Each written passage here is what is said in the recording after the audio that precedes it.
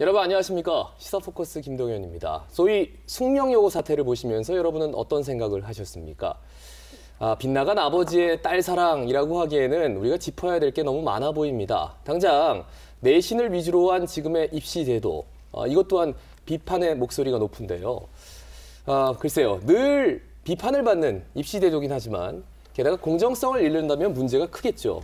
자, 어떤 방법이 있을까요? 네 분과 함께 말씀을 나누겠습니다. 먼저 권혁재 부산시 교육청 진학지도센터장입니다. 반갑습니다.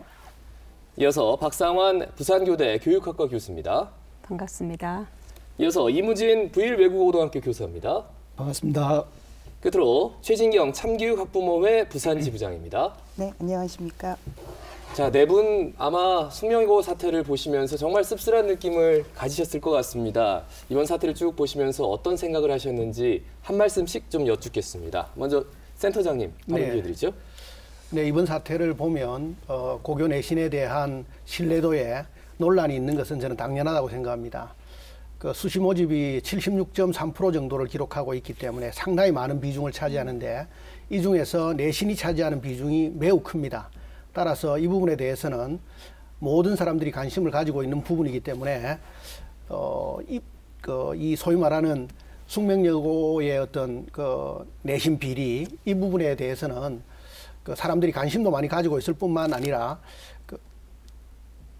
문제가 좀 있긴 하지만 어쨌든 이게 전체적인 사태는 아니고 일부에서 일어날 수 있는 그런 그 비리 개연성이 있는 그런 정도의 문제라고 저는 생각을 합니다. 그래서 대부분은 공정하게 잘 관리되고 있기 때문에 오늘 이 자리에서 이제 그런 문제들을 좀 한번 나누어 보고 함께 의견을 좋은 개선 방법들을 한번 공유해 본다면 좋을 것 같습니다. 내신의 가중치를 굉장히 많이 든지 수시 이것에 대해서 이제 비판 의식이 좀 많은데 그 점이 아니다라는 거를 추후에 좀 말씀해 주시면 감사하겠습니다. 그렇습니다. 박 교수님 어떻게 보셨습니까? 숙명여고 사태. 네, 저희 나라가 그 역사적으로 대입에서 세 가지 요소를 잘 반영해 왔습니다. 첫 번째는 국가시험, 수능이라는 거고요. 두 번째는 내신이었고 세 번째는 대학이 이제 자율적으로 실시하는 시험이라고 할 수 있습니다.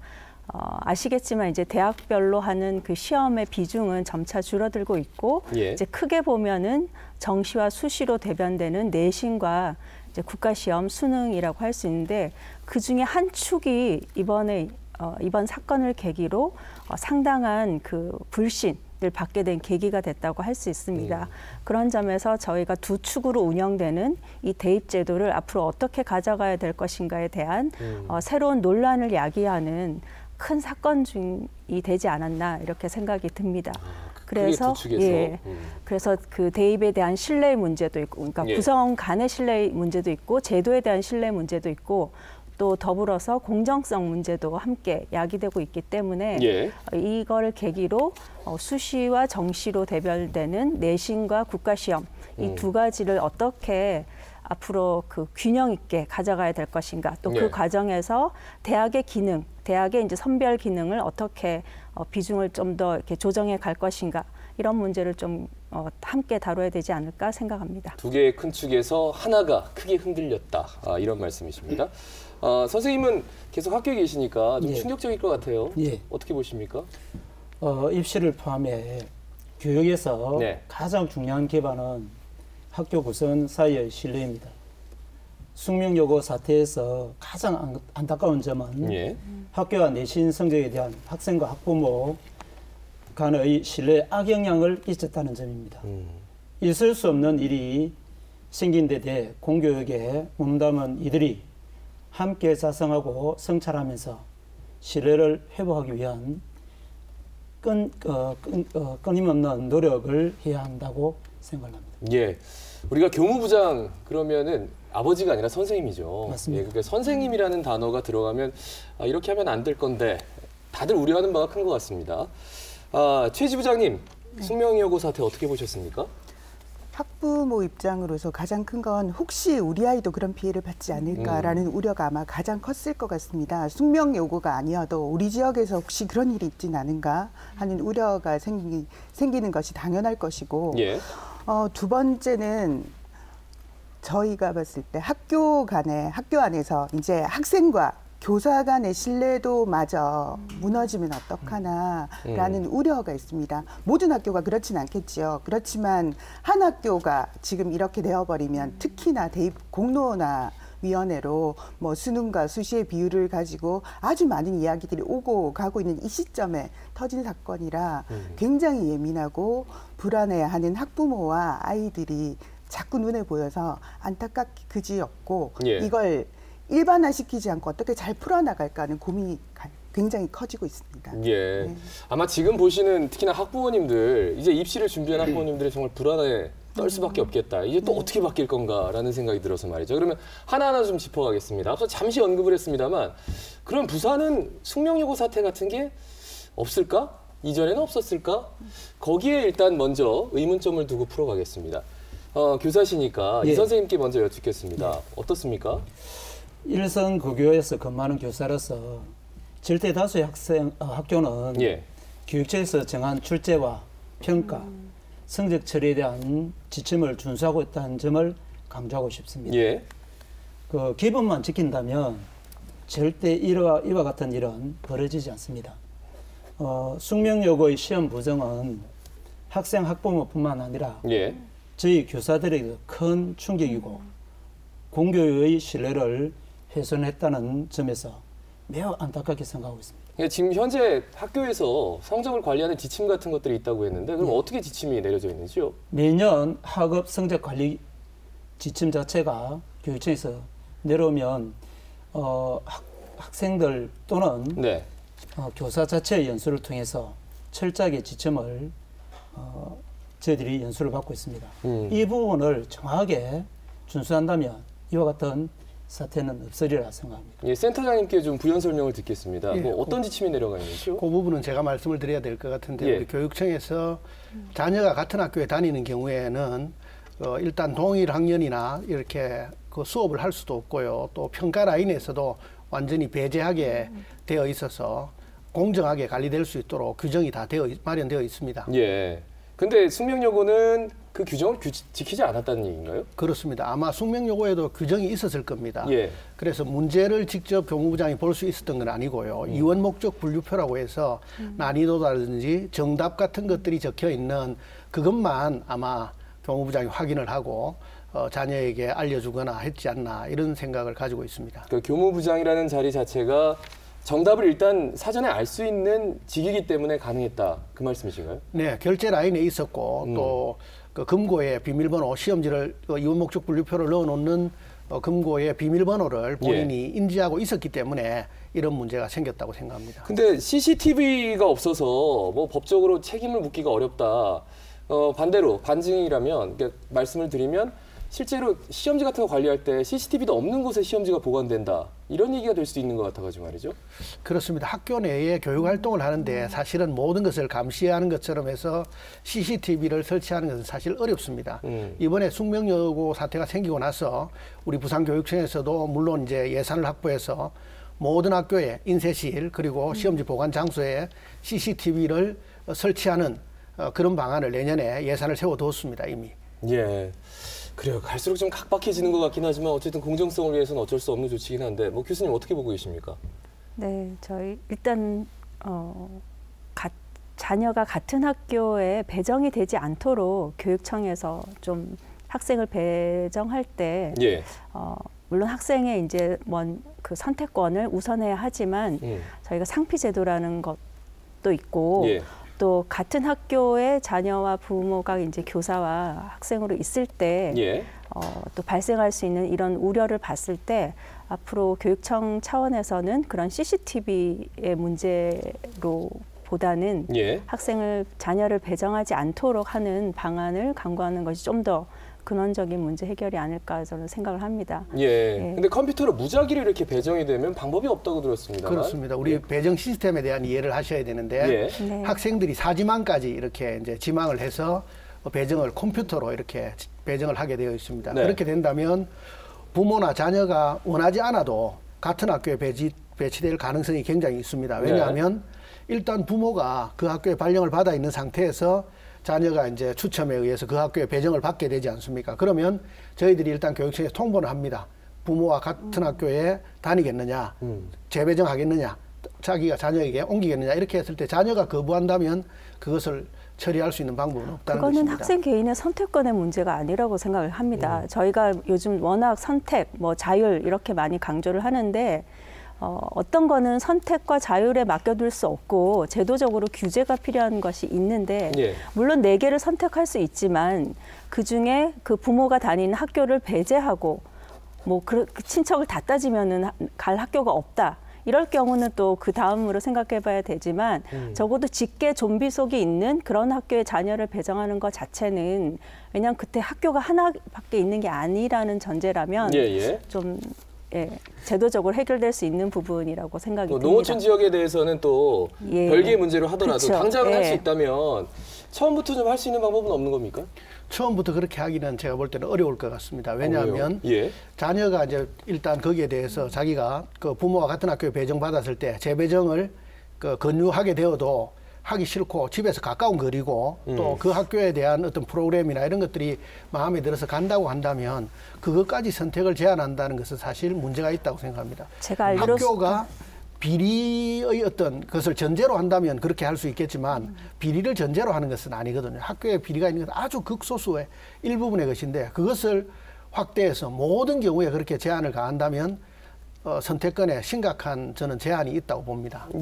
저는 숙명여고 그 옆에 분명히 제가 알기로도 몇 개 학교가 아주 우수한 학교들이 많이 있습니다. 그렇기 때문에 꼭 그거를 학생의 선택을 제한한다라고만 볼 것이 아니라 왜냐하면 그 인근에 있다라는 거는 조건이 같다라는 뜻이잖아요. 여러 개 중에 어차피 저희가 학군이라는 개념이 있기 때문에 그래서 꼭 굳이 거기를 가야 된다라는 거는 조금 이번 사태를 계기로 한번 정책적으로 생각해봐야 될 문제라고 생각이 듭니다. 저는. 선생님.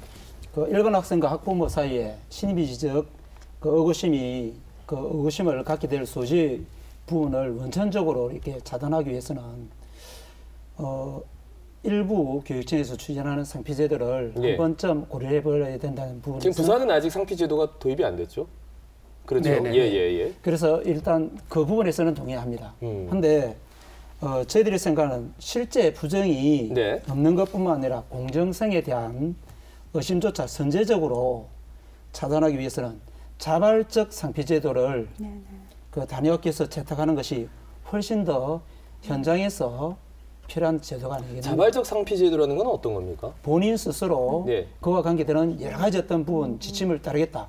그리고 본인 스스로 그 맡은 업무가 과연 성적과 관계되는 내용이라면 본인 스스로 상피를 하는 거죠. 그리고 그 부분의 가장 밑바탕은 학교 구성원의 신뢰가 분명히 바탕이 되어야 된다고 생각합니다. 저는 상식적으로 봤을 때 자녀가 부모랑 같은 학교를 다니면 자녀가 되게 불편할 것 같거든요. 친구들이 분명히 니네 아버지가 니네 엄마가 어느 선생님인데 뭐 너 이것도 못하냐 저것도 못하냐는 기본일 테고 그리고 학교 선생님들도 세상에 교사의 자녀가 모든 행동에 대해서 제약을 많이 받을 것 같아서 학생들도 조금 피하는 게 당연하지 않을까. 제가 극히 상식적인 거 맞겠죠. 뭐 제도적으로는 그런데 한 가지 짚고 넘어간다면 공립은 선생님이 그 근속 연수를 채우지 않아도 옮기면 됩니다. 옮길 수 있는데 사립학교는 강제할 수 있는 방법이 거의 없다라고 들었습니다. 그렇습니다. 근데 사립학교가 훨씬 더 지금 부산에 같은 학교에 다니는 부모님과 그러니까 부모와 학생이 많다고 들었어요. 사립학교가 이제 17개 학교에 지금 학생들이 17명이 사립학교를 다니고 있는데 아까 교수님께서 말씀하실 때 그 학교 똑같은 여건인데 옮기면 되지 않느냐 이렇게 이야기하지만 그렇지 않습니다. 전혀. 아이가 성격이나 이런 거에 따라서 예를 들어서 단성학교에 다니고 싶은 아이도 있을 수 있고 또 이제 남녀공학인 학교도 있을 수 있고 학교마다 특징이나 이런 것들이 다 있단 말입니다. 그래서 아이가 그런 선택을 할 수 있는 거는 저는 당연하다고 생각하고 있고요. 이 부분에 대해서 강제로 우리가 이제 상피제를 한다는 것은 뭔가 문제가 있다. 앞에 말씀드렸듯이 교사들이 잠재적인 어떤 뭐 범죄를 저지를 것처럼 아이가 그렇지 않을 수 있지 않습니까? 그런 부분들도 있고 단지 그것만 가지고 선택권을 제한하는 것은 저는 문제가 있고 방금 우리 그 이무진 부장이 이야기하신 대로 그 자발적인 상피제 이런 것들은 될 것 같습니다. 공립학교 같은 경우에는 저희들이 그 부분에 충분히 설명을 했기 때문에 이미 이제 그 3학년인 아이들이 대부분입니다. 그래서 8개 학교가 있는데 이거는 이미 이제 모두 해소가 되는 것이고 올해 부산교육청 같은 경우에는 네. 사립학교가 이제 문제가 되는데 그 부분들은 자발적 상피제가 저는 필요하다고 생각을 합니다. 예. 근데 사립학교 내에서도 뭐 재단 안에 다른 학교가 있다면 이제 선생님을 보내는 방법들 이런 것들을 찾으면 되는데 그거는 이제 교육청에서 관여할 수 있는 부분은 전혀 없는 거죠. 지금 네, 당장은. 인사권이 교육청에 없습니다. 예, 예. 그렇다고 해서 이렇게 방치를 하는 것처럼 말씀하셔도 되나라는 생각은 사실 저는 듭니다만. 저희들은 방치하는 것이 아니고 예. 거기에 대해서도 재단에 건유도 하고 이제 방금 그 실장님 이야기, 지부장님 이야기하신 대로 네. 학생들도 그 부분에 대해서 이런 것들이 불거졌기 때문에 이미 불편하게 생각을 해서 자발적으로 옮기는 그런 일들이 일어나지 않을까 그렇게 예상하고 있습니다. 추후에 이 저 학생이나 선생님들이 어떻게 어디를 이동하는지 저희가 또 한번 지켜봐야 될 것 같다라는 생각이 드는데 그 전에도 부산에서도 그렇고 광주에서도 그렇고 부산에서는 이제 특목고 학생 2명이 교사들 연구실에 들어가서 사진 찍어가지고 이걸 네. 유출했고 광주에서는 아예 행정실장과 학부모가 이렇게 짜고 행정실장이 그냥 시험지를 갖다 준 사건 이런 것들에 대해서는 우리가 좀 어떻게 생각할 수 있을까요? 교수님 한번 여쭙겠습니다. 저희가 경쟁이 너무 치열하다 보니까 예. 저희가 아마 시험을 보면 그런 자세와 그런 그 행위가 잘못됐다라고 분명히 답을 할 겁니다. 근데 실제 막상 그런 일이 있을 때는 그 경쟁이 너무 치열하다 보니까 본인의 이익을 쫓아서 행동할 수밖에 없는데 아까 말씀하신 대로 그 끊임없는 이제 어찌 보면 윤리 교육이죠. 그런 그 교육을 통해서 이 입시 제도의 공정성이 얼마나 중요한 것이고 본인의 이익을 쫓는 것이 결과적으로 다른 그 사람의 어떤 피해를 주고 전체적으로 제도의 불공정성을 높이게 된다라는 어떤 파급의 어떤 부정적인 파급 효과 이런 것들을 좀 더 충분히 숙지시키는 노력이 좀 더 필요하다고 생각이 듭니다. 그러니까 윤리 교육 자체가 좀 더 강화돼야 된다. 네, 입시와 관련된 그러니까 경쟁이 치열할수록 네. 그 공정한 경쟁의 규칙을 지키는 것이 자기 자신을 위해서뿐만이 아니라 옆에 있는 사람, 나아가 우리 사회 전체적으로 필요한 일이다. 그런 경쟁이 치열할수록 그런 교육이 더 많이 필요하다는 생각이 듭니다. 좀 근본적으로만 따져주셔가지고 원칙적으로는 네. 알겠는데 네. 그 학생들이 당장 지금 뭔가 이렇게 가치관이 정립이 안 된 상태에서 그걸 일일이 따져가면서 난 원칙을 지켜야 돼 이런 사명감을 가지고 임하겠느냐 거기에 대해서는 저는 의문인데 뭐 보관 같은 것들이 있습니까? 저도 이제 동의하는 부분이 있지만 사실은 치열한 경쟁이나 이게 학생들이 내신 성적에 대한 압박감이 굉장하거든요. 이 압박을 줄일 수 있는 방법들을 우리가 강구해야 된다. 제도적으로 이런 것들을 마련해 주지 않으면 사실은 영원히 이 과제는 해결하기 어려울 것 같습니다. 예를 들어서 상대평가, 아무리 공부를 잘해도 다 공부를 잘해서 만점에 가까운 점수를 받아도 상대평가를 하면 등수를 세워야 되고 줄을 세워서 등급을 줘야 된다는 말입니다. 그래서 지금 현대 미래를 살아가는 아이들을 위해서는 그러한 경쟁보다는 협력하면서 성취도를 올려갈 수 있는 방향으로 제도를 개선해 주는 것이 시급하지 않나 그렇게 생각하고 있습니다. 성취도를 올려주는 제도 개선. 그렇죠. 뭐 조금 추상적이어서요. 학업 역량을 키워주는 것들이죠. 그러니까 아이들이 모든 아이가 문제 해결도 잘할 수 있고 또 공부도 잘할 수 있도록 서로 협력할 수 있는 방안을 강구해 주자는 것이죠. 협력을 해서 근데 그 중에서 협력하는 친구들 중에서 누구는 어느 대학 가고 누구는 어느 대학 가고 이러면 그 협력이라는 것 자체가 가능할까라는 생각이 들어서요. 우리 저 부모님 입장 한번 들어볼까요? 글쎄, 저는 제 개인적인 입장이어서 예. 일반화될 수 있을런지는 모르겠지만 저는 권혁재 센터장님 말씀에 동의하는 부분이 굉장히 예. 많거든요. 성취도 평가라는 말 자체도 문제가 있긴 하지만 성취도를 올려서 협업을 할 수 있는 구조에서 잘하는 것들은 분명히 다를 겁니다. 우리 교육에서 해야 될 것이 줄을 세우는 서열식 교육이 아니라 이제는 좀 다양성을 가진 교육들, 잘할 수 있는 것들, 소질을 개발할 수 있는 교육으로 나가기 위한 지금 중간 단계, 아주 혼란스러운 단계이긴 한데요. 미래를 예. 생각하지 않고 대학만 보고 있는 이 교육을 어떻게 바꿀 것인가라는 근본적인 저는 문제에 대해서 고민을 좀 깊이 해야 되는 게 우리 교육이 가진 역할이라고 생각을 하고요. 그리고 학교 안에서도 지금 공교육 안에서 이루어지는 것들이 생활 기록부에 기록되는 것, 예. 학생들이 수업에서 어떤 역량들을 발휘하고 있고 어떤 활동들을 하고 있는지를 지켜볼 수 있는 교사들에게 시간을 주는 것들, 그렇게 조금 학교 교육, 교실 교육을 좀 바꿀 수 있는 것들을 고민을 해야 신뢰도도 높아가고 예. 학생들의 역량도 키워지고, 그리고 대입에 매몰되지 않는 자신의 미래를 생각할 수 있지 않을까 하는 예. 생각을 아니 근데 학부모님 치고는 굉장히 여유롭게 말씀을 해주시는 것 같아가지고요. 저는 사실 물론 네. 분명히 동감하는 분들이 있는데 그러면 거기까지 어떻게 가야 되느냐 이거죠. 지금 입시 제도가 당장 뭐 내일 모레 수능 봐야 되고 내년에 이제 대학에 원서 넣어야 되는 부모님들의 마음을 들어보면 완전히 다를 거거든요. 선생님 현장에서 이게 내신 관리하는 게 굉장히 힘들 것 같아요. 이렇게 되면. 저희들은 지금 현재 좀 당혹스럽습니다. 예. 근데 학교에서 부정이 발견됐다 해서 학교 전반에 대한 불신이 확산되는 것은 경계해야 된다고 저희들은 생각하고 있습니다. 예.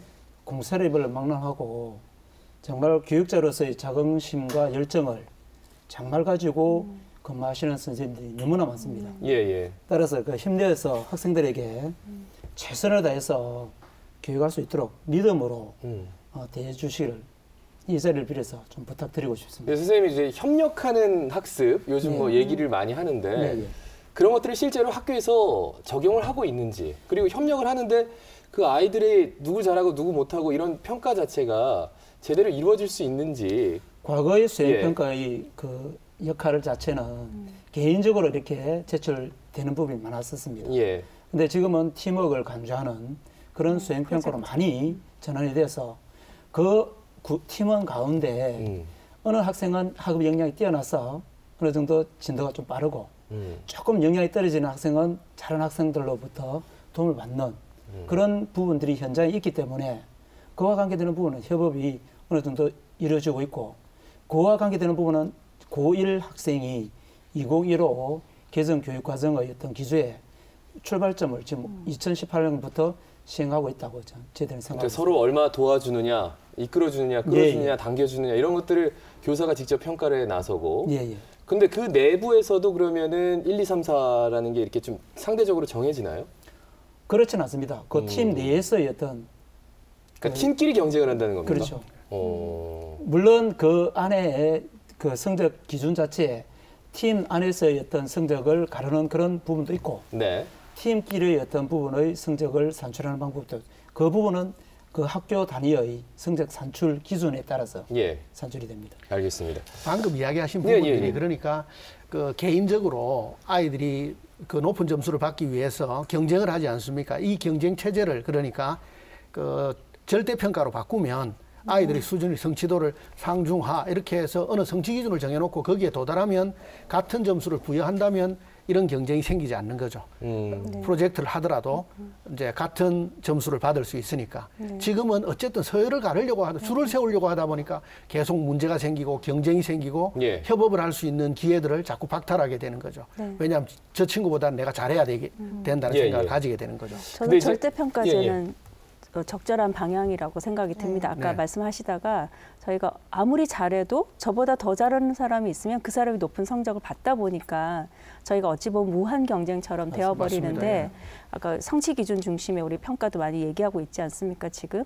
그래서 그 절대평가 중심으로 갔을 때 협력도 이루어질 수 있고, 또 내가 어느 정도 잘하는지, 제가 수학을 잘하지만 아주 최상위로 잘하는지 보통 수준으로 잘하는지 이걸 판단할 수 있는 어떤 그 기준이 필요하다는 점에서 앞으로 절대평가는 굉장히 중요한 우리 그 학생들 간의 그 경쟁 시스템을 좀 완화시키고 좀 협력적으로 갈 수 있는 중요한 기제가 될 거라고 생각이 듭니다. 네 분 모두 너무 좋게 말씀을 해주셔서 그러면 저는 좀 다른 부분을 짚어드리겠습니다. 하지만 대학에 들어갈 수 있는 인원은 한정돼 있지 않습니까? 절대평가를 다 하더라도 그렇다면 뭐 학교가 서열화가 된다던가 아니면 뭐 교사가 어떤 하나라도 더 다르게 쓰는 어떤 그 학생부를 좀 더 높게 친다던가, 그러니까 본질에서 약간 좀 벗어나게 되는 결과가 나오지 않을까? 이런 걱정이 되네요. 너무 고민들을 많이 하시는 것 같은데 지금 사실은 뭐 인구가 지금 저희 세대 때는 이제 그 90만 명 정도 세대였다고 한다면 지금은 지금 50만 대 세대고 이후의 세대들은 이제 30만 대까지 떨어지는 이만큼 연령이 줄어들면 사실은 대학의 서열이 중요한 시대는 이미 저는 지나갔다고 생각합니다. 저는 고등학교의 서열을 말씀드리는 겁니다. 고등학교도 마찬가지죠. 예. 이게 서열이 지나갔다고 제가 자신 있게 말씀드리는 게 과거에는 우리가 공부만 가지고 이제 모든 것들을 평가하는 시대였습니다. 그렇다면 이제는 공부도 하나의 재능으로 보거든요. 공부를 잘하는 아이도 있고 음악이나 미술을 잘하는 아이들도 있고 뭐 잘하는 아이가 다 분야가 다르단 말입니다. 그러면 여러 줄이 세워지는 방향이니까 꼭 서울대만 가야지 성공하는 그런 시대가 이제 아니다는 거죠. 이제는 그래서 미래 사회는 잘할 수 있는 역량을 키우는 것들이 가장 중요한 시대니까 진로교육 중심으로 이제 가야 되지 않느냐. 성적에서 진로로 패러다임을 바꿔야 된다는 거죠. 예. 패러다임도 바꾸고 다 좋은데 제가 생각할 때는 어떤 공정성의 면에서 보면 수학능력 시험 딱 봐가지고 점수대로 딱딱딱 하면은 그게 가장 공정할 것 같은데 이제 내신이 들어가니까 점점 말도 많아지고 해야 될 것도 많아지고 학생들이 더 부담을 느끼는 게 아닌가. 그러면서 자연스럽게 나오는 게 이번에도 정시 확대해야 된다. 이런 얘기인데 이 점에 대해서 이제 학부모 입장부터 한번 차례차례 한번 들어볼까요? 정시 확대 어떻게 생각하십니까? 과연 공정할까요? 과연 공정할까요? 네. 왜 그런 말씀을 드리냐면 수능을 한 번 친 사람과 두 번 친 사람과 세 번 친 사람이 마음가짐도 다르고 문제 유형을 대하는 태도도 다릅니다. 그러면 문제를 풀어서 수능을 확대시켜서 문제 푸는데 익숙해진 사람이 대학을 가서 전공을 선택을 한다는 것이 맞는지 모르겠는데요. 그렇게 해서 서울대를 가면 뭐가 어떻게 달라질까요? 라는 질문을 먼저 드리고 싶고요. 그럼에도 불구하고 우리 아이는 서울대를 보내고 싶다라고 생각하는 학부모도 분명히 계십니다. 근데 그 선택을 저희가 하라 말아라고 할 수는 없는 부분이지만 그래서 수능이라는 부분에 여지를 조금은 두고 있잖아요. 근데 그 정시의 기준을 확 늘어버린다면 학교 교육을 파괴하고 문제 푸는 현장으로 만드는 것이기 때문에 누군가의 선택은 이러할 것이고 누군가의 선택은 다를 것이고 한다면 저는 대다수가 만족할 수 있는 것이 수능의 여지를 조금은 두고 학교에서 다양한 활동을 한 것을 가지고 자기의 미래를 선택하는 것이 학교가 아니라 과를 선택을 하고 조금 더 세부적으로 자기의 미래를 고민하는 것이 부모가 조금 더 자녀와 소통하는 방법도 될 것이고요. 그리고 자녀의 미래를 같이 고민하는 자세라고 생각을 합니다. 예, 말씀 중에 꼭 공정하지 않을 수도 있다라는 말씀을 하셔서 그러면 수도권과 비수도권 학생들의 차이 뭐 이런 것들도 말씀을 하시는 건지 그것도 한번 여쭤보고 싶어요. 그런 것도 있겠죠. 부산 역시도 교육 격차라는 말이 있습니다. 동서 간의 교육 격차라는 말이 있듯이 서쪽에서 그런 얘기를 해요. 공부 좀 잘하는 애들이 가는 학원은 주로 해운대 쪽에 많다. 뭐 이런 얘기들을 하고 있거든요. 그렇다면 부산은 강남보다 좋은 강사진이 없다라는 말을 똑같이 대입시킬 수 있는 것이죠. 강남의 모 지역에 학원이 밀집되어 있으면 거기에 많은 학원을 다닌 학생들과 거기서 수능 문제에 익숙해진 문제 유형을 푸는 학생들과 학교에서 공부를 열심히 교사들과 교감을 하면서 학교 안에서 충실하게 한 학생들이 이게 과연 경쟁 상대가 될까요? 공정할까요? 네, 저는 자본을 투입을 해서 결과를 뽑아내는 것이 공정한 교육이라고 생각하지 않습니다. 지 부장님 말씀에 덧붙여서 정시 확대가 해서는 안 되는 이유를 제가 세 가지만 말씀을 드릴게요. 첫째는 이제 오지선다형 문제의 어떤 한계가 있을 수 있습니다. 이거는 이제 이번에 가장 어려웠다는 국어 31번 문제, 사실은 20% 미만의 아이들이 정답을 했는데 이것은 우연에 의해서 결정될 가능성이 많은 거거든요. 실력이라기보다는. 그리고 거기에서는 오지선다형으로는 가장 최선의 그 정답만 찾아낼 수 있을 뿐이지 그 역량이나 이런 것들을 테스트할 수 있는 것들은 아니기 때문에 문제가 있다는 것이고, 두 번째는 방금 이야기하셨던 어떤 지역성의 문제. 예를 들어서 이제 지역 간 격차가 굉장히 큰데 대치동과 그 지방 간의 어떤 격차, 그리고 우리 부산 지역 내에서도 해운대와 동래, 그리고 이제 서부 상권하고의 격차 이런 것들은 사실 뭐 명확하게 우리가 드러나 있는 부분이거든요. 수능은 연습과 반복 효과가 있기 때문에 예. 그 소위 말하는 금전적으로, 재정적으로 또 경제적으로 받침이 되는 집안의 자녀들이 사실은 유리하고 그 학생들이 또 재수나 반수를 선택해서 높은 점수를 받는 경우들이 굉장히 많습니다. 그보다 더 중요한 거는 세 번째는 제가 볼 때는 공교육 정상화를 위해서는 수능 중심으로 가서는 안 된다는 거죠. 왜냐하면 수능으로 한다면 연습과 반복 효과가 있는 걸 알기 때문에 저희들이 어쨌든 문제풀이 형태의 수업을 할 수밖에 없습니다. 네. 교실 수업 개선이 안 되거든요. 아이들이 토론한다거나 독서를 한다거나 프로젝트를 한다거나 이런 것들은 도저히 불가능한 겁니다. 그래서 다시 과거로 회귀하게 되는 이런 문제가 생겨납니다. 그리고 더더욱이 중요한 것은 올해 1학년부터 2015 개정 교육과정이 되어서 네. 교육과정이 로드맵을 전부 다 바꾸어 놨는데 평가를 다시 그렇게 이제 점수를 따는 문제풀이 형태로 간다. 이것들은 저는 굉장히 문제가 있다고 생각하는 거죠. 예. 한마디로 딱 말씀을 드리면 아랍어 배우는 아이들 몇 명 되지도 않는데 아랍어 치는 아이들이 6만 6천 명이 돼서 71% 시험 친단 말이에요. 이거는 아랍어를 뭐 16점만 받아도 예를 들어서 2등급이 되는 이런 21점입니까? 21점만 받아도 2등급이 되는 이런 터무니없는 일들이 생겨나기 때문에 이제 생겨난 문제거든요. 예. 그래서 저는 정시학대는 지금 시대 정신에는 결코 맞는 제도가 아니다. 그렇게 생각을 합니다. 저도 학교 예, 예. 현장에서의 어떤 부분에 정시 수능 전형은 네. 수능생 간의 점수가 가시적으로 나타나지 않습니까? 그래서 굉장히 객관적으로 보이는 측면이 있지만 예.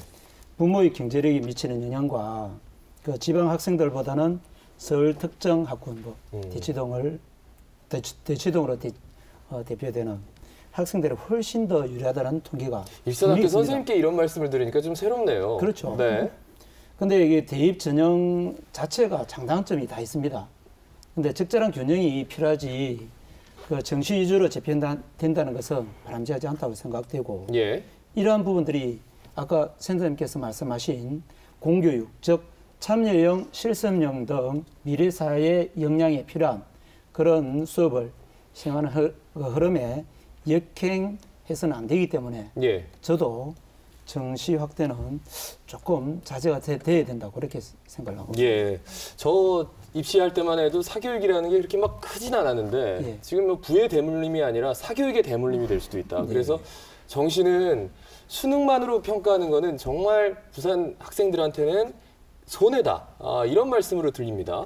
교수님은 어떻게 보십니까? 네, 그 정시가 국가시험이 공정한가라는 거에 대해서 저희 이제 그 연구에서도 보면 정시, 그러니까 수능 시험에서 지역 간 격차, 예. 또 부모의 소득이나 또 직업에 따른 성적 격차 나옵니다. 그런 맥락에서 봤을 때 지금 세 분께서 말씀하신 대로 정시가 공정한 제도라고 볼 수 없기 때문에 그거를 확대하는 것이 바람직하지 않다라는 것 첫 번째. 두 번째는 좀 전에 말씀하신 게 이제 주로 공교육 정상화, 고등학교 교육의 내실화를 위해서 정시를 이제 확대하는 것이 적절하지 않다라고 얘기를 하는데 이제 말씀 중에 제가 몇 년 전에 그 프랑스 대입제도 바칼로레아죠. 그거에 대해서 글을 쓴 적이 있습니다. 그때 그 전에는 저도 뭐 얘기만 듣다가 실제 연구를 해보니까 프랑스는 고등학교의 목적이 바칼로레아를 잘 준비시키는 것이 목적입니다. 우리나라 말로 바꿔 얘기하면 수능을 잘 대비시키는 것이 고등학교의 목적입니다. 왜? 그런 애들은 대학을 가기 위한 것이 고등학교이고 인문계 고등학교를 말하는 겁니다. 인문계 고등학교라는 거는 대학에 갈 수 있는 능력, 저희 대학 시험도 대학 수학 능력 시험입니다. 그러면 대학에서 공부할 수 있는 능력을 가진 학생을 선별해 내긴 시험이고 예. 그럼 그 시험을 잘 준비시키는 것이 고등학교 교육의 목적인 거죠. 근데 저희 같으면 어떻게 됩니까? 입시 위주의 교육이다.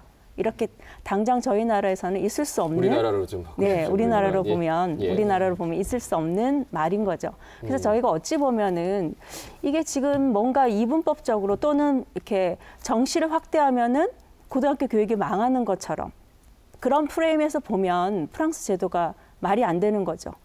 아니 그 말은 아니고 네. 교수님께서 그러니까, 이야기하시는 네, 약간 대학 수학 능력 시험 중에서 지금 그게 대학 수학 능력 시험이 현재 그 대학에 수학할 수 있는 능력을 측정하고 있느냐 정확하게. 그렇죠. 그 하고 있진 않죠. 부분에 대해서 저는 네네네. 예, 교수님 말씀하신 대로 측정하지 그러면 못하고 이제 있다는 거죠. 그 말은 다른 말로 하면 시험의 방식을 바꿔야 되는 그렇습니다. 거죠. 아까 예. 말씀하신 대로 네네.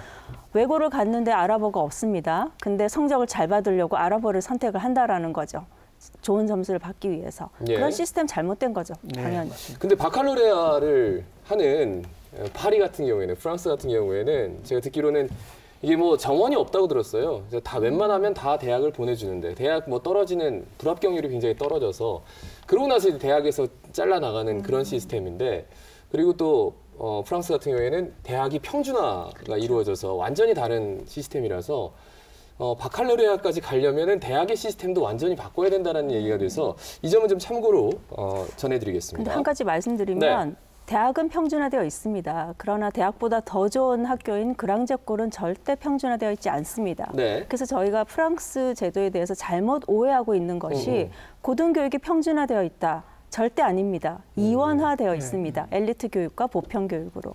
예. 그 점은 좀 알겠습니다. 참고하도록 하겠습니다. 그런데 지금 당장 그러면 정시 확대는 안 된다. 근데 내신에서 이런 특수한 사건이 불거졌습니다. 그렇다면 이런 것들을 막으면서 결국은 지금의 제도를 어느 정도 보완할 필요가 있는데 이 점에 대해서 이제 대안을 좀 한번 청해 듣겠습니다. 어떤 보완들을 생각하고 계신지 선생님 입장부터 한번 들어볼까요?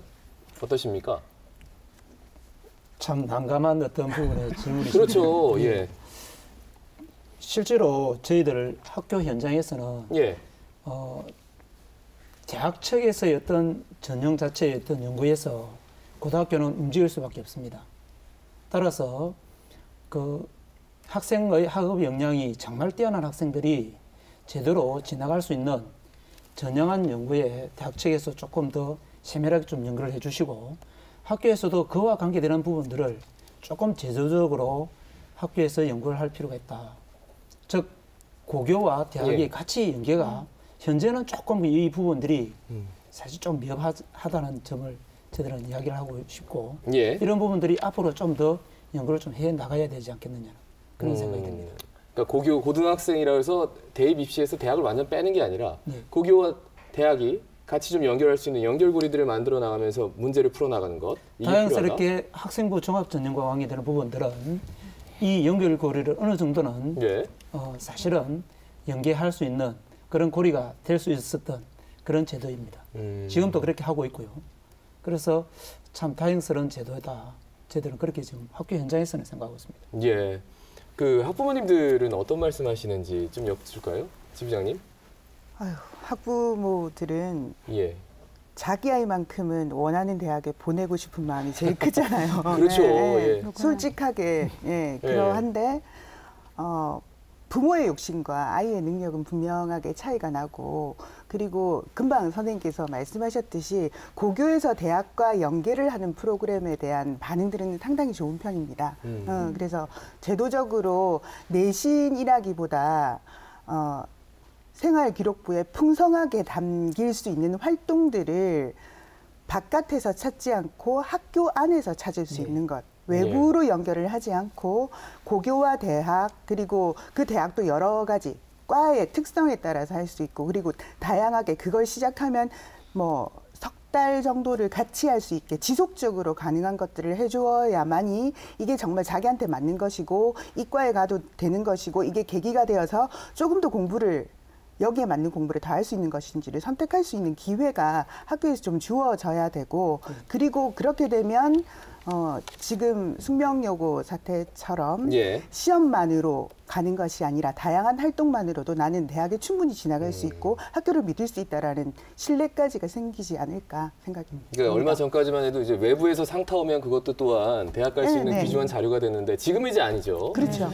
근데 제가 듣기로는 여전히 뭐 봉사활동 점수 이런 것들은 외부에서 이렇게 좀 가져오는 봉사활동의 그 기록들이 좀 도움이 된다라고 들었습니다. 근데 이 또한 부모님들이 뒤에서는 이제 볼멘 소리가 나오는 게 이것도 좀 돈이 들어가서 좀 걱정이 된다. 이런 점들은 좀 보완할 수 있는 게 없을까요? 방금 이제 말씀하신 대로 이제 예. 어떻게 제도를 개선해 나갈까 이런 부분에 대해서 사실 공론화위원회에서 개선 방안을 냈지 않습니까? 예. 낸 핵심 중에 하나가 이제 그 지부장님 이야기하신 대로 어떻게 하면 학교 교육 과정 속에서 이루어졌느냐, 외부 활동을 제외하고 이것이 키워드가 됩니다. 그래서 이게 모든 중심이 될 수 있는데 예를 들어서 방금 이야기하신 대로 봉사활동, 외부활동하면 좋은 평가를 받지 않느냐. 그렇지 않습니다. 봉사활동에 선생님이 가서 그 아이의 봉사활동을 직접 확인할 수 없기 때문에 예. 물론 이제 봉사활동 확인서를 끊어오면 학교생활기록부에 기록은 하겠지만 예. 거기에 대한 확인은 이제 대학에서 그 전문가들이 하게 될 겁니다. 평가의 전문가인 입학사정관이라든지 그렇지 않으면 그 면접을 보시는 교수님들이 이 부분들을 하게 될 터인데 문제는 이제 그 지금 현재처럼 가서는 안 되고 이걸 개선한다는 자체가 고등학교는 예를 들어서 교육 과정을 충실하게 해서 아이들에게 역량을 키우는 데 집중을 하고 예. 이제 선발에 관한 것들은 줄을 세워서 강제로 세우는 것은 고등학교에 맡기지 말고 대학에서 대학의 인재상에 맞게 우리 학교가 키우고자 하는 인재상에 맞게 아이들을 선발하는 자율권을 이제 대학에 넘겨줘야 된다고 저는 생각을 합니다. 예. 그렇게 된다면 상당한 부분 이런 그 지금 나오고 있는 문제들이 해결될 수 있을 겁니다. 지금은 중앙집권적으로 너무나 그 사교육을 때려잡아야 된다. 이렇게 하는 것들 때문에 목표를 거기에 두다 보니까 문제가 생겼거든요. 예. 사교육의 문제가 아니고 핵심은 공교육의 문제입니다. 공교육을 어떻게 교육과정을 잘 운영하고 활성화시켜서 아이들 역량을 키우는 방향으로 이렇게 좋은 방향으로 가느냐 하는 거에 포커스를 맞춰야 되지 엉뚱한 적을 잘못 잡은 거죠. 그러니까. 예, 근데 지금도 대학의 인재상이 다 달라서 수시 모집할 때 나는 이 대학을 가능한 한 빨리 정해서 거기에 맞는 인재상이 되게끔 노력을 해야 되는 그런 시대가 이미 됐는데 더 자율성을 부여해야 된다 이 말씀이세요? 그렇습니다.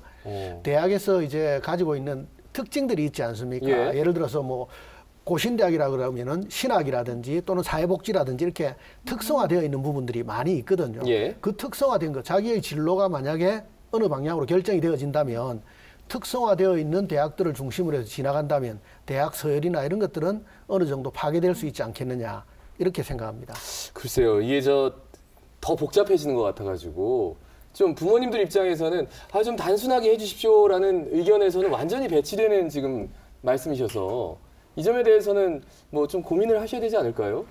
그 단순화라는 것이 기계적으로 예를 들어 전형을 2개, 3개 뭐 이렇게 줄이는 차원의 단순화보다는 기계적인 단순화보다는 아이들의 어떤 진로를 미리 결정해 줄 수 있는 진로를 미리 디자인할 수 있는 예. 그런 것들을 공교육에서 제시해 주는 것이 훨씬 더 중요한 것이 아닌가 그렇게 생각됩니다. 예, 알겠습니다. 일단 알겠고요. 교수님 한 말씀 더 청하겠습니다. 네, 세 분 다 대학에다 미루셔서.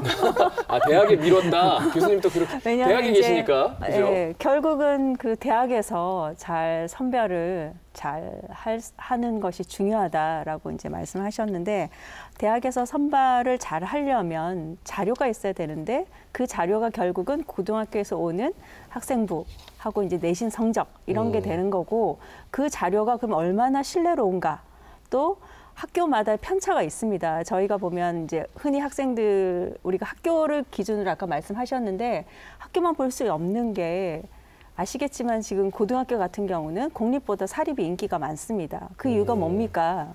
학생부를 열심히 써주신다는 거죠. 선생님에 따라서 또 학교 그 공립이냐 사립이냐에 따라서 그럼 결국은 학교에 너무 의존하게 될 경우는 학교 간의 편차 또 교사 간의 편차가 있을 수 있다는 이런 문제가 있고 그러다 보니까 이제 저희 대학에서 그 학생을 이제 저희가 쭉 그 교수 사정관도 저도 하고 있는데 읽으면 일단은 저희는 너무 비슷하거나 아니면 학교 간의 편차가 너무 큽니다.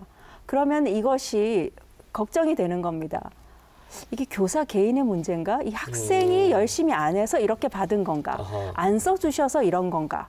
이제 거기서 고민이 생기는 거죠. 그렇다고 저희가 뽑을 때 일일이 다 확인을 할 수가 없는 거죠. 예. 그래서 아까 말씀하신 대로 고등학교에서 기록을 정확하게 잘 해주시고 그거를 저희가 믿고 그 데이터를 토대로 학생을 선별할 수 있어야 됩니다. 그래서 예. 결과적으로는 고등학교도 잘 하시고 저희도 거기에 근거해서 최대한 고등학교 교육에 충실히 한 학생들이 저희 대학에 입학할 수 있도록 하는 그런 근데 말씀을 방법. 들으면은 이제 네. 멈칫했던 게 뭐냐면 그러니까 선생님에 따라서 어떤 선생님은 정말 잘 적어주고 네, 차이 어떤 많이 선생님은 좀 거기에 비하면은 좀 많이 부족하고 그래서 선생님을 누구를 만나냐에 따라서 대학에서 봤을 때 자료가 더 풍족할 수도 있고 그렇지 않을 수도 있다. 네. 그거는 그 문제 아닙니까? 현장에서 네. 그거는 제가 좀 설명을 좀 드리도록 하겠습니다. 예.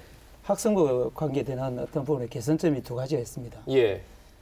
첫째는 학생들이 공립, 사립, 일반고, 뭐 자사고, 특목고에 따라서 그 어디를 가든 학생들이 자기의 역량과 노력이 충분히 예. 표현될 수 있는 학생부 기재가 충분히 해야 된다. 이런 예. 부분에서 동의를 합니다. 그런데 소위 어느 학교에 다니느냐에 따라서 그 유불리가 있다든지 예. 담임이나 교과, 교사가 어느 분을 만나느냐에 따라서 유불리가 분명히 있다는 것은 분명한 지금 현재 떠들고 있는 사실입니다. 예, 안타깝기 예. 그지없습니다. 네. 그러나 학생부 종합전형이 도입된 지 몇 년이 지금 지났습니다.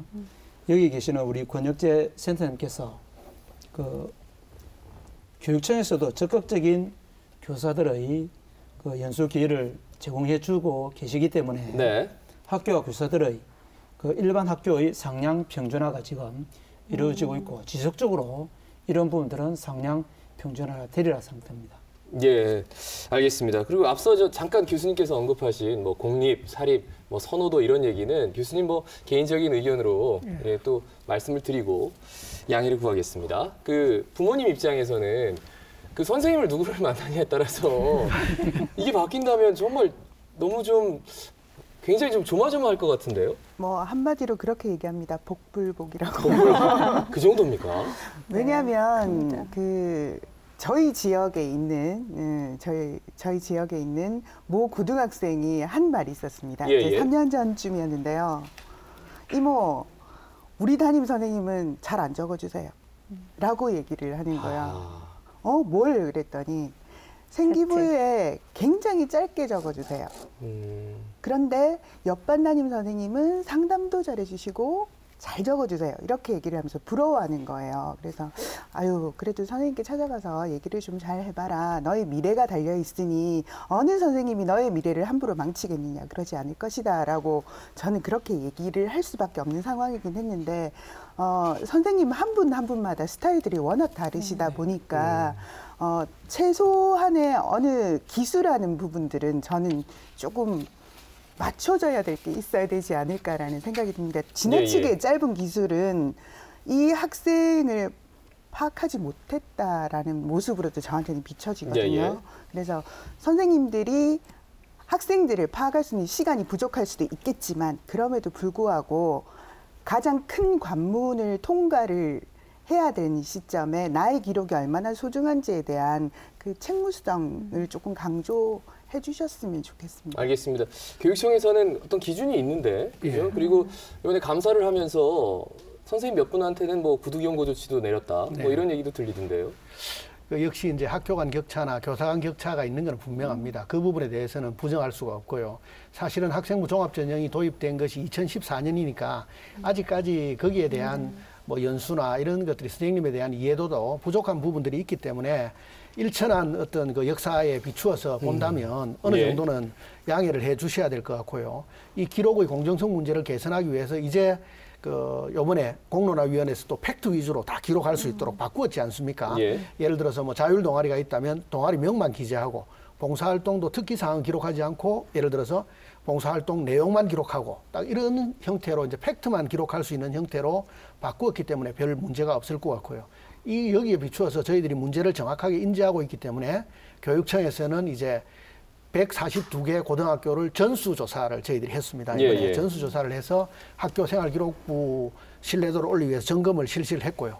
이야기하신 대로 문제가 된 학교에는 이제 구두 경고도 하고 주의도 촉구를 해서 이제 개선 방안을 또 그런 문제점이 생긴 것들은 교장교감 선생님부터 시작해서 모든 선생님들에게 지금 연수를 또 하고 있습니다. 예. 그리고 이 기록을 좀 더 잘할 수 있도록 선생님들이 힘들이지 않고 좀 그 부가적인 업무라 느끼지 않고 잘할 수 있도록 저희들이 학생 성적 누가 기록 입력 프로그램이라고 우리 장학팀에서 이 프로그램을 만들어서 모든 선생님에게 보급을 했습니다. 그래서 아마 이런 것들이 학교 생활 기록부에 어떤 충실하게 기록하는데 네. 또 좀 더 쉽게 기록하는데 큰 도움을 줄 거라고 생각을 합니다. 알겠습니다. 자, 시간이 좀 많이 지난 관계로 이제는 뭐 마무리 발언을 좀 쳐야 될 것 같아요. 전체적인 맥락은 이해를 하는데 가치 판단은 시청자 여러분의 몫인 것 같습니다. 우리 지부장님부터 한 말씀 청하겠습니다. 마무리 발언 짧게 부탁드리겠습니다. 네, 숙명여고 사태가 생기고 나서 발생을 하고 나서 가장 우려했던 부분이 정시 확대라는 말로 갈까봐 가장 우려를 했었습니다. 아니나 다를까 이런 자리가 마련이 되었는데요. 학생의 미래를 생각하고 자녀의 미래를 생각하는 방향으로 진로를 생각하는 방향으로 잡을 수 있는 계기로 삼았으면 하는 생각이 듭니다. 예. 자, 선생님 어떤 예. 말씀해 주시겠습니까? 예, 숙명여고 사태를 보며 공교육의 문답은 이들이 함께 자성하고 성찰하면서 신뢰를 회복하는 것이 상당히 중요하다. 그리고 여러 의견들을 주고받은 대입제도 단순화, 공정성 노력에도 모든 이들이 함께 노력해 주시기를 지속적으로 당부드리고 저도 열심히 노력하도록 하겠습니다. 예, 알겠습니다. 교수님 마무리 발언해 주시죠. 네. 저희가 모두의 이제 대학 입시가 이제 세 가지 국가시험, 내신, 네. 이제 대학별 선별 기준이라고 말씀드렸는데 숙명여고 사태가 생겼다고 하더라도 저희가 고등학교 교육의 정상화 그리고 선생님들의 노력에 대해서 다 불신하는 건 아닙니다. 앞으로 대학에서도 고등학교에서 학생들이 잘 배운 거를 잘 선별해낼 수 있도록 대학 자체적으로도 좀 더 노력해서 대학 입시 제도가 더 공정하고 신뢰로운 제도가 될 수 있도록 노력하는 방향으로 나가야 될 것 같습니다. 예, 알겠습니다. 센터장님.